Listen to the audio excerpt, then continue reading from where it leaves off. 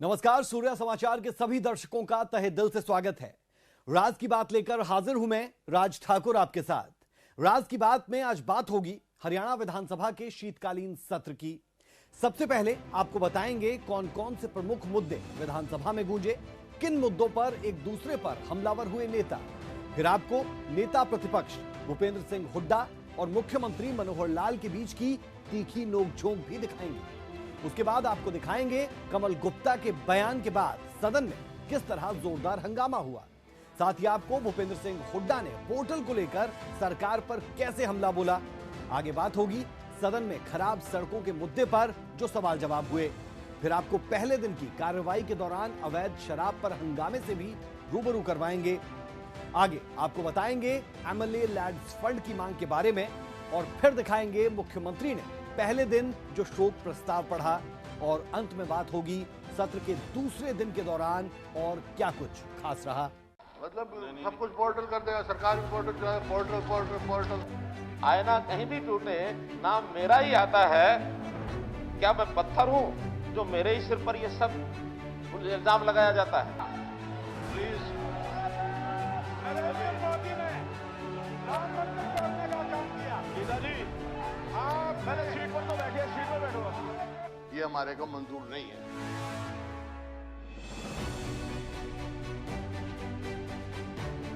तो राज की बात में आपको सबसे पहले उन मुद्दों के बारे में बताते हैं जिन पर विपक्ष ने सरकार को घेरने की पुरजोर कोशिश की। ग्राफिक्स के माध्यम से समझिए शीतकालीन सत्र के दौरान कौन कौन से मुद्दों पर हंगामा अब तक देखने को मिल चुका है। खराब सड़क, जहरीली शराब, सरकारी भर्ती, अवैध माइनिंग, फसलों की गिरदावरी, पोस्ट मैट्रिक स्कॉलरशिप, कौशल रोजगार निगम की भर्ती, परिवार पहचान पत्र, प्रॉपर्टी आईडी। ये वो तमाम मुद्दे हैं जो आप टीवी स्क्रीन पर देख पा रहे हैं, जिन पर जमकर सदन में हंगामा बरपा है। अब ये तो बात हो गई मुद्दों की। राज की बात में अब आपको दिखाते हैं कि किस तरह मुख्यमंत्री मनोहर लाल और नेता प्रतिपक्ष भूपेंद्र सिंह हुड्डा के बीच तीखी नोकझोंक देखने को मिली और विपक्ष ने सदन से वॉकआउट कर दिया। साथ ही आपको दिखाएंगे किस तरह भारत जोड़ो यात्रा को लेकर सदन में खूब हंगामा बरपा। और आज से नहीं, पिछले 30 साल की सारी बता दूंगा मैं आपको, सारी बता दूंगा। इसलिए अभी नहीं, मैं ठीक कर रहा हूं, ठीक कर रहा हूं। यही तकलीफ है, सब लोगों को तकलीफ अगर है तो यही है कि ठीक क्यों हो रहा है।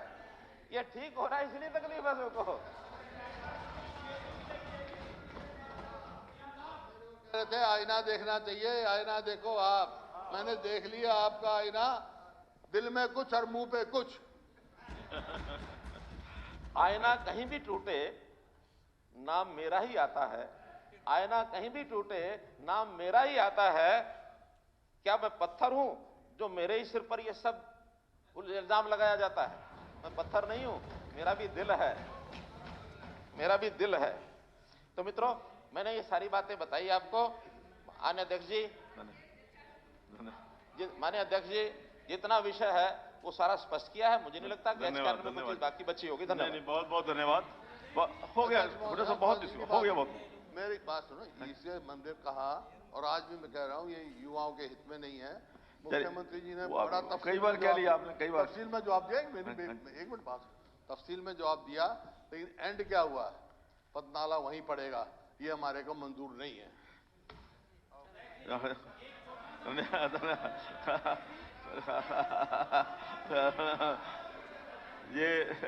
ये जो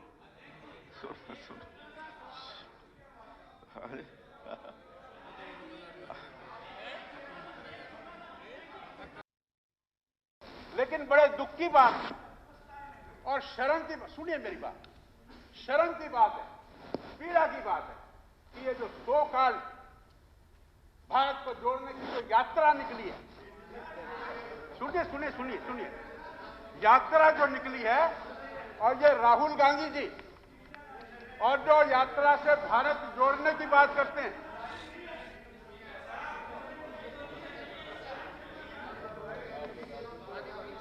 सुनिए मेरी बात सुनिए, जो भारत को जोड़ने की यात्रा है, राहुल, अरे सुनो तो सही, मेरी बात सुनिए। अरे मेरी बात सुनिए। सुनो तो सही क्या कह रहे हैं, आगे तो सुन लो क्या कह रहे हैं। ये मैं पोस्टर किसके साथ जोड़ रहे हैं, क्या कह रहे हैं, सुनो तो सही। ये मैं पोस्टर लाया हूं, पोस्टर। अरे ये पोस्टर, आप भारत को जोड़ने की बात करते हो, आप दुनिया को तोड़ने की बात कर रहे हो। आपने जो हमने होर्डिंग लगाए थे जिसपे हमने लिखा था कि 31 दिसंबर तक लोग पिछला टैक्स जमा कराएंगे तो उनको इंटरेस्ट का वो जो पेनल्टी है वो नहीं देनी पड़ेगी, ऐसे 20-30 होर्डिंग उनके ऊपर आपने यात्रा के होर्डिंग लगाए हैं। ये मैं आपके सामने भेज रहा हूं। ये लोगों के साथ ये लोगों के साथ खिलवाड़ नहीं तो क्या है? आप कहते हो अरे बैठो, आप कहते हो हम जोड़ने की बात कर रहे हैं।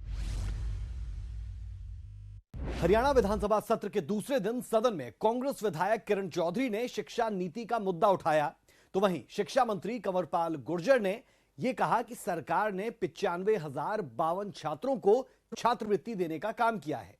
वहीं भूपेंद्र सिंह हुड्डा ने तंज भरे लहजे में कहा कि सरकार पोर्टल से चल रही है तो मुख्यमंत्री और विधायकों की क्या जरूरत है।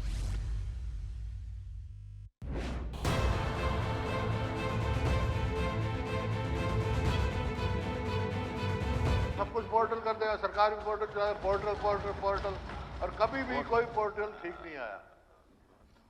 विद्यार्थियों की संख्या 95,052 थी, जिनमें से 83,834 विद्यार्थियों को छात्रवृत्ति जारी कर दी गई है। हरियाणा विधानसभा सत्र के दूसरे दिन हरियाणा की शिक्षा नीति का मुद्दा कांग्रेस विधायक किरण चौधरी ने सदन में शिक्षा नीति को लेकर सवाल उठाया। किरण ने कहा कि प्रदेश सरकार ने छात्रवृत्ति योजना को लेकर जिलेवार आंकड़ा मांगा था, लेकिन अब तक अनुसूचित जाति के छात्रों को साल 2020-21 के छात्रवृत्ति का भुगतान नहीं किया गया है। 2020-21 से ये पेंडिंग है। अब कह रहे हैं अगले 7 दिन के अंदर हम दे देंगे। तो ये जो स्कॉलरशिप के जो बच्चे हैं, जो इतने समय जो निकल गया है, उनकी भरपाई कैसे पूरी हो पाएगी? आप हमारे को ये बताएं, उनको किस तरह से आप भरपाई करेंगे? क्योंकि ये हालात जो हैं ये हमारे सबके सामने हैं। स्टूडेंट्स जो हैं अभी भी ये जो हैं 249 स्टूडेंट्स जो हैं उनको दिया नहीं गया है। शिक्षा मंत्री कंवरपाल गुर्जर ने किरण चौधरी के सवाल का जवाब देते हुए कहा कि साल 2020-21 में 95,052 छात्रों ने अप्लाई किया था, जिसमें से 83,800 छात्रों को छात्रवृत्ति जारी कर दी है, लेकिन कुछ छात्रों ने पोर्टल पर सही जानकारी नहीं दी, जिसके चलते उनकी छात्रवृत्ति रोकी गई है। शैक्षणिक वर्ष 2020-21 में प्रदेश में अनुसूचित जाति से संबंधित विद्यार्थियों की संख्या 95,052 थी, जिनमें से 83,834 विद्यार्थियों को छात्रवृत्ति जारी कर दी गई है। हरियाणा के सभी जिलों में 11,218 विद्यार्थियों को छात्रवृत्ति जारी नहीं की जा सकी, जिसका मुख्य कारण विद्यार्थियों द्वारा ऑनलाइन पोर्टल पर अपनी जानकारी सही न भरना है। वहीं नेता विपक्ष भूपेंद्र सिंह हुड्डा ने सरकारी पोर्टल पर तंज कसा। हुड्डा ने कहा कि जब सरकार पोर्टल से चल रही है तो मुख्यमंत्री और विधायकों की क्या जरूरत है। पोर्टल की बात है, कोई सवाल आए, किसी महकमे का आए, पोर्टल है, पोर्टल से सरकार चल रही है, पोर्टल से सरकार चलानी है तो मंत्री जी की क्या जरूरत है, इनकी क्या जरूरत है? पोर्टल कर देगा सब कुछ, मतलब सब कुछ पोर्टल कर देगा, सरकार भी पोर्टल चलाएगा, पोर्टल, और कभी भी कोई पोर्टल ठीक नहीं आया। उप मुख्यमंत्री दुष्यंत चौटाला ने सदन में कहा कि 1,80,000 आय वाले बीपीएल परिवारों के वेरिफिकेशन का काम जारी है। अभी तक राज्य में 91% वेरिफिकेशन का काम पूरा हो चुका है। चंडीगढ़ से सूर्या समाचार के लिए रवि चंदेल की रिपोर्ट।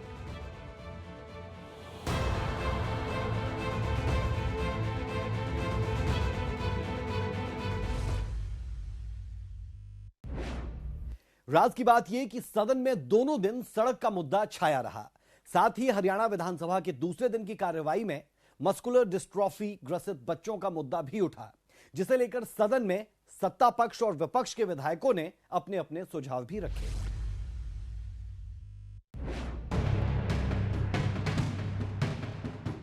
आसपास के गांव ने वहां पर शासन को और सरकार को इस टूटी हुई सड़क का हवाला भी दिखाया, परंतु कुछ नहीं हुआ।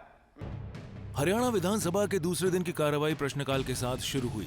सदन की कार्रवाई के दौरान इसराना के कांग्रेस विधायक बलबीर वाल्मीकि ने अपने हलके में खराब सड़कों की मरम्मत और सड़कों के पुनर्निर्माण का मुद्दा उठाया। आसपास के गांव ने वहां पर शासन को और सरकार को इस टूटी हुई सड़क का हवाला भी दिखाया, परंतु कुछ नहीं हुआ। मेरा स्पीकर साहब आपके माध्यम से माननीय उप मुख्यमंत्री जी से निवेदन है कि मेरे हलका इसराना की इन सड़कों को बनाने का काम आप करें। उप मुख्यमंत्री दुष्यंत चौटाला ने बलबीर वाल्मीकि के सवाल का जवाब दिया। दुष्यंत ने कहा कि 5 सड़कों पर काम चल रहा है और बाकी सड़कों का काम विधायक को मिलने वाली राशि से कराया जाएगा। साथ ही दुष्यंत चौटाला ने कहा कि खराब निर्मित सड़कों की जांच कराई जाएगी। कहूं कि जनवरी के अंदर टेंडर खुल जाएगा और मार्च में सिंहपुरा बोली का आपके कार्य शुरू हो जाएगा। बची हुई जो है वो इन ड्यू प्रोसेस है। प्रोसेस में जो समय लगेगा, प्रोसेस को बाईपास तो नहीं कर सकते। वहीं विधानसभा अध्यक्ष ज्ञानचंद गुप्ता ने उप मुख्यमंत्री दुष्यंत चौटाला के सवाल को लेकर कहा कि जो सड़कें डिफेक्ट लायबिलिटी पीरियड में हैं, उन्हें तो तुरंत ठीक कर सकते हैं और उसके लिए टेंडर की भी जरूरत नहीं। मुख्यमंत्री जी, थोड़ा सा मैं भी इस बारे में कि जो सड़कें डिफेक्ट लायबिलिटी की हैं, आपने बताया कि 2 सड़कें डिफेक्ट लायबिलिटी के उस पीरियड की हैं, वहां तो कम से कम जो जिस ठेकेदार ने काम किया है वो उसके ऊपर काम कर सकता है, उसके लिए तो अलग टेंडर की जरूरत नहीं है। तो ऐसी सड़कें काफी जगह के ऊपर हैं। इनका जो डिफेक्ट लायबिलिटी पीरियड के अंदर सड़कें हैं उनके ऊपर तुरंत जो है ये, क्योंकि मेरे एरिया के अंदर भी मैं इसलिए थोड़ा सा आपसे निवेदन कर रहा हूँ। हरियाणा सरकार में स्वास्थ्य मंत्री अनिल विज ने सदन में जानकारी देते हुए कहा कि राज्य में मस्कुलर डिस्ट्रॉफी ग्रसित बच्चों को 2500 रुपए पेंशन सरकार देने का काम करेगी। वो जो सेंटर ऑफ एक्सीलेंस है, केंद्र सरकार ने 10 जो सेंटर ऑफ एक्सीलेंस हैं वो देश में चिन्हित किए हैं, जिसमें हमारा पीजीआई चंडीगढ़ भी है। वो जो वहाँ पर इलाज जिनका होता है वो ही ये 50 लाख वाली सुविधा अवेल कर सकते हैं।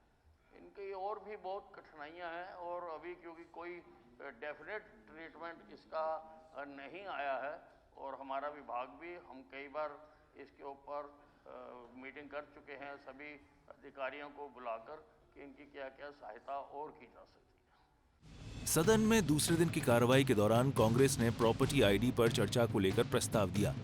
चंडीगढ़ से सूर्य समाचार के लिए रवि चंदेल की रिपोर्ट। राज की बात में अब बात हरियाणा विधानसभा के शीतकालीन सत्र के पहले दिन की भी कर लेते हैं। पहले दिन भी सदन में काफी हंगामा देखने को मिला। खासकर अवैध शराब के मुद्दे पर जमकर हंगामा देखने को मिला और राज की बात यह कि यहां एक मर्तबा फिर अभय चौटाला और अनिल विज के बीच गर्मा गर्मी देखने को मिली। साथ ही विधायक अभय चौटाला ने सदन में सरकार को मौत के आंकड़ों पर भी घेर दिया। यह रिपोर्ट देखिए।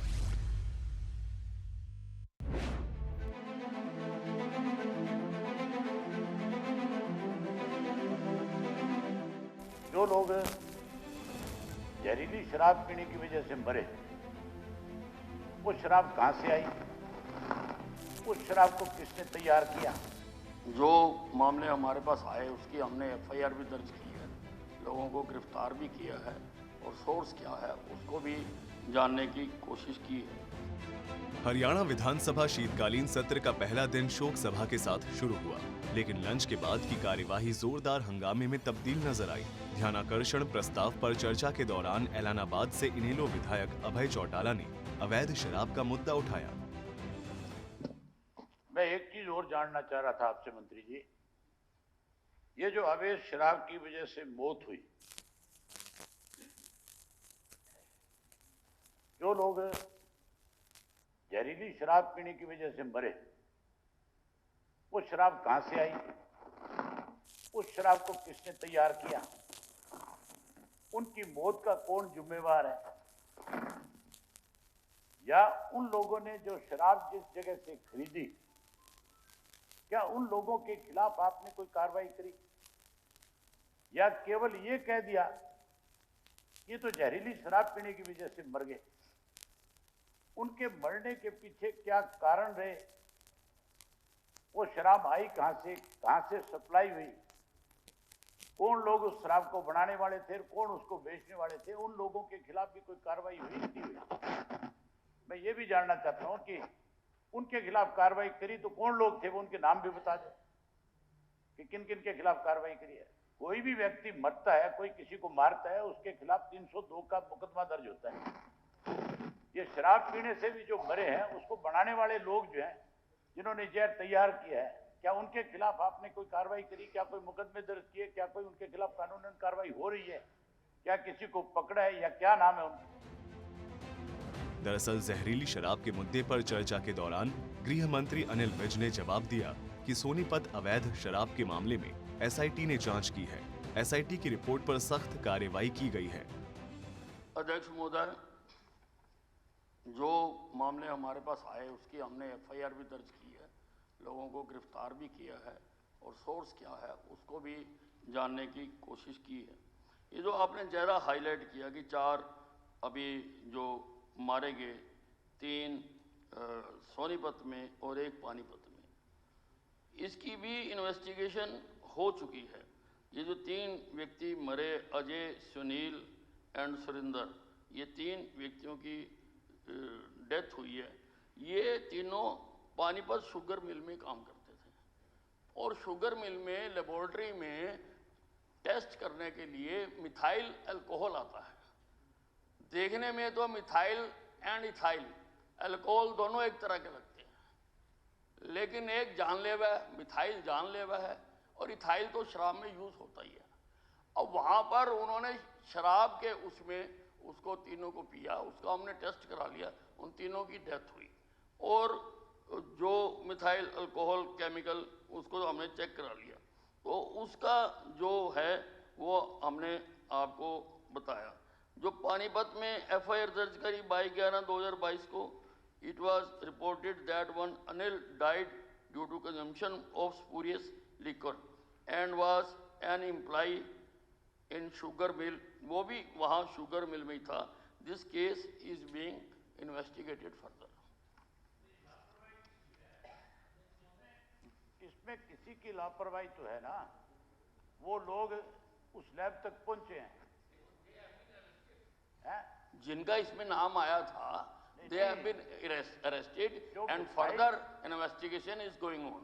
ये मिथाइल का अभी 2-3 दिन पहले ही हमारे पास लैब से आया टेस्ट, हम कर रहे हैं कार्रवाई।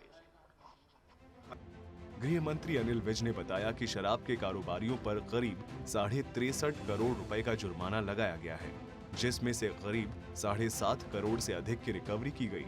कुछ मामले कोर्ट में चल रहे हैं, जांच जारी है और किसी भी दोषी को बख्शा नहीं जाएगा। सूर्या समाचार के लिए चंडीगढ़ से रवि चंदेल की रिपोर्ट।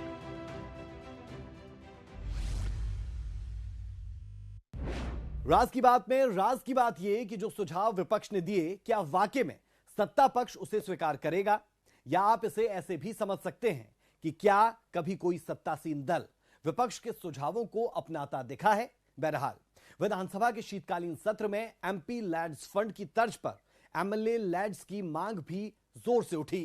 कांग्रेस विधायकों ने सरकार पर इस फंड पर विचार किए जाने की मांग भी की। यह रिपोर्ट आप देखें।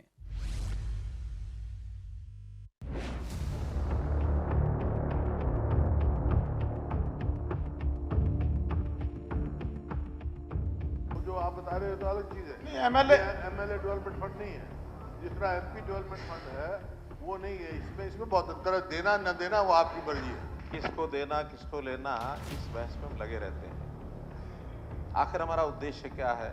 हमारा उद्देश्य है कि अपने क्षेत्र के अंदर हम ज्यादा विकास के कार्य करा सकें। हरियाणा विधानसभा के शीतकालीन सत्र का पहला दिन हंगामेदार रहा। विपक्षी विधायकों ने सरकार को कई मुद्दों पर घेरने का काम किया, जिसमें एक मांग एमएलए लैंड्स फंड की भी उठी। लोकसभा सांसद की तर्ज पर विधायकों को फंड दिए जाने की मांग को लेकर नेता प्रतिपक्ष भूपेंद्र सिंह हुड्डा ने सरकार से सीधे तौर पर सवाल किए। मैं तो एक ही बात कह रहा हूँ, आप सीधा एक जवाब दो, एमएलए डेवलपमेंट फंड दोगे या नहीं दोगे?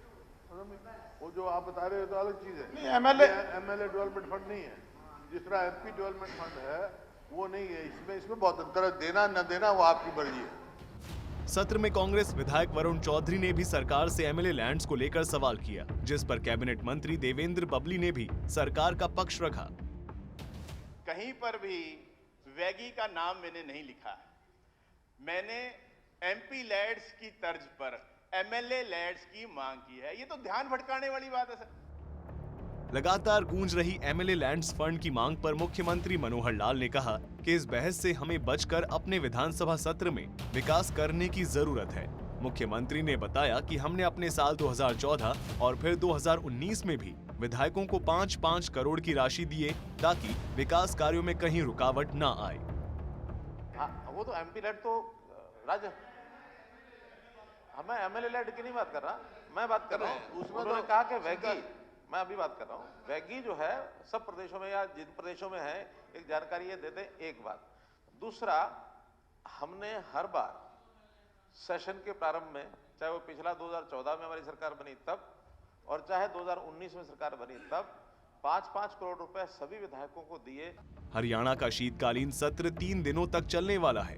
पहले दिन शोक प्रस्ताव के साथ शुरू हुआ सत्र। लंच ब्रेक के बाद कई मुद्दों को लेकर हंगामेदार रहा। सूर्या समाचार के लिए चंडीगढ़ से रवि चंदेल की रिपोर्ट।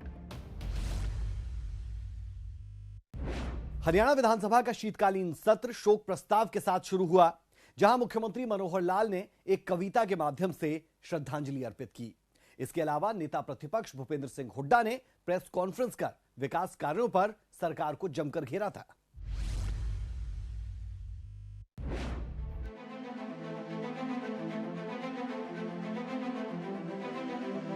मैं ऐसे सभी वीर बालकों के जिन्होंने बलिदान दिया देश के लिए, धर्म के लिए, उनको अपनी ओर से नमन करता हूं। हरियाणा विधानसभा का शीतकालीन सत्र जारी है।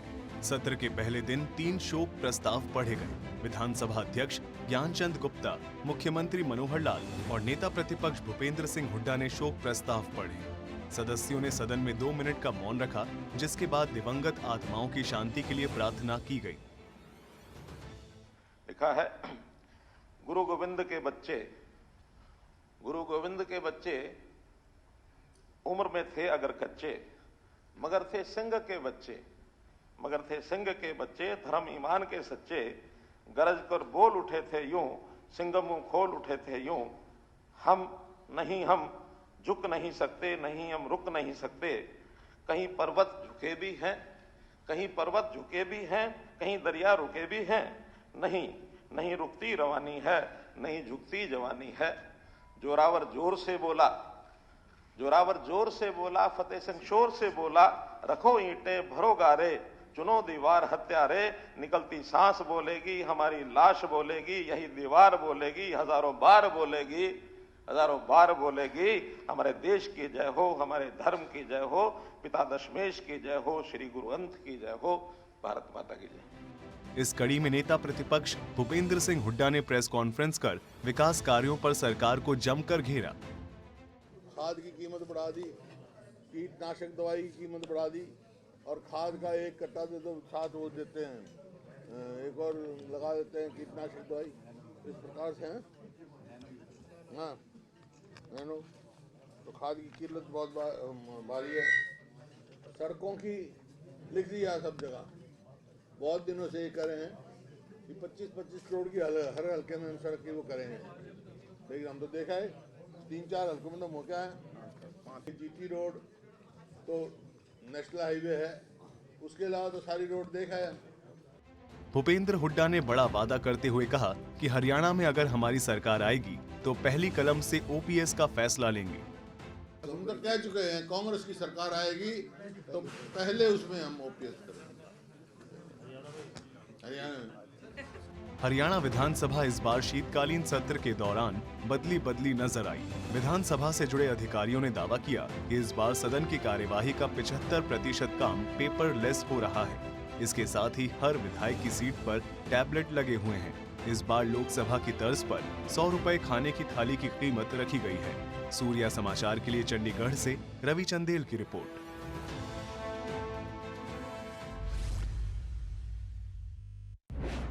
राज की बात में अब बात हरियाणा विधानसभा सत्र के दूसरे दिन क्या कुछ हुआ। फसल मुआवजा, ब्लड बैंक और पहचान पत्र का मुद्दा भी जोर शोर से गूंजा। साथ ही कौन कौन से मुद्दे पहले दिन भी छाए रहे, चलिए अब आपको अपनी अगली रिपोर्ट में दिखाते हैं किन तमाम मुद्दों पर सत्र में अब तक सवाल जवाब हुए।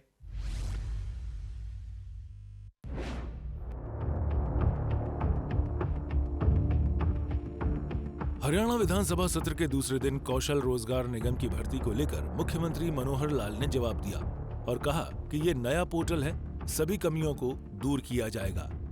एक नया पोर्टल है, पहली बार बना है, इसमें कोई कमी नहीं होगी ऐसा कोई दावा नहीं है।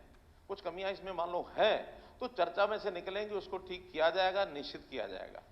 चौथी बात, इसमें भर्तियां अभी मात्र 4-5 हजार ही हुई है। बाकी तो जो पिछले ठेकेदारी पर चल रहे थे लोग, उनको इसमें पोर्ट किया गया है ताकि वहां की सूची से निकाल करके इसमें डाल दिया जाए। जो कठिनाइयां उनको वहां आ रही हैं वो यहां बंद हो जाए और उनकी सहमति से ये सब कर रहे हैं, बिना सहमति के नहीं कर रहे, बल्कि एक जांच का विषय हम जांच करेंगे। हरियाणा विधानसभा सत्र के दूसरे दिन के दौरान पहचान पत्र का मुद्दा भी उठा। कांग्रेस विधायक अमित सिहाग के पूछे सवाल का जवाब उप मुख्यमंत्री दुष्यंत चौटाला ने दिया। एक इसके अंदर बात हुई है जो सरलता की बात कह रहे हैं कैसे बेहतर हो। मैं वही कहूंगा कि जो आपके कैंप लगाए जाएं, इन कैंप्स में कम से कम जो इनकम का किसको कैसे ठीक किया जाए उसको भी एक पैमाना वहीं पर एटलीस्ट वो बंदा अपना उसके अंदर सिस्टम में डलवा तो सके। और उसके अंदर किसी के परिवार की आय अगर फ्लक्चुएट करती है तो उसको तुरंत रीवेरीफाई करा सकता है और उसकी श्रेणी बदलती रहेगी। सदन में ब्लड कैंसर पर भी सवाल जवाब हुए। क्या रायपुरानी और कालका स्वास्थ्य केंद्र में कोई ब्लड बैंक स्थापित करने की सरकार की योजना है? तो मंत्री महोदय ने जवाब दिया कि नहीं। हमारा रायपुरानी एरिया से कम 50 किलोमीटर दूर, चाहे कोविड का समय था, चाहे डेंगू की बात हो, प्लाज्मा की बात हो, ब्लड डोनेशन की कमी की बात हो, तो कई जगह साधन नहीं, बसों की दिक्कतें परेशानियां, दूर दराज क्षेत्र से लोगों को या प्राइवेट अस्पतालों में जाना पड़ता है। WHO की गाइडलाइन के मुताबिक ही हम लगाते हैं। पंचकूला सिविल अस्पताल में ब्लड डोनेशन कैंप बैंक है, कमांड हॉस्पिटल में ब्लड डोनेशन कैंप है, 3 जो हैं वो प्राइवेट सेक्टर में काम कर रहे हैं। इसके अतिरिक्त एक blood storage centre community health centre Raipur Rani में है। प्रेजेंटली द रिक्वायरमेंट ऑफ कालका असेंबली कॉन्स्टिट्यूएंसी इज सफिशिएंट। कुल मिलाकर हरियाणा विधानसभा सत्र का दूसरा दिन भी काफी हंगामेदार रहा, जहां कई मुद्दों को लेकर सवाल जवाब देखने को मिले। सूर्य समाचार के लिए रवि चंदेल की रिपोर्ट। तो कुल मिलाकर शीतकालीन सत्र में विधायकों ने अपने अपने हलके को लेकर पुरजोर तरीके से आवाज उठाई। फिलहाल के लिए राज की बात में इतना ही। कल फिर मिलेंगे एक और खबर के साथ, जिसके हर पहलू की बारीकियों तक जाकर आपके सामने रखेंगे राज की बात। इजाजत दें, नमस्कार। मतलब सब कुछ पोर्टल कर देगा, सरकार भी पोर्टल चलाए, पोर्टल। आईना कहीं भी टूटे नाम मेरा ही आता है। क्या मैं पत्थर हूं जो मेरे ही सिर पर ये सब इल्जाम लगाया जाता है? प्लीज मोदी ने राम मंदिर तोड़ने का काम किया। जी आप मैंने सीट पर तो बैठे, सीट पर बैठो। ये हमारे को मंजूर नहीं है।